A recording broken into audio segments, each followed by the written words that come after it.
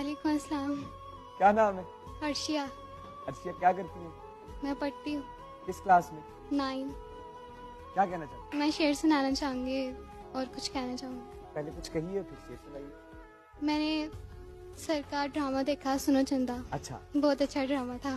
Thank you. और आपके भी ड्रामे देखे, बहुत मज़ेदार थे। शुक्रिया। थैंक। अब शेर सुनाइए। कहीं मेरा दिल सफ़ेद रंग का तो नहीं। ओए ओए ओए, शुरुआत ही वाह वाह वाह।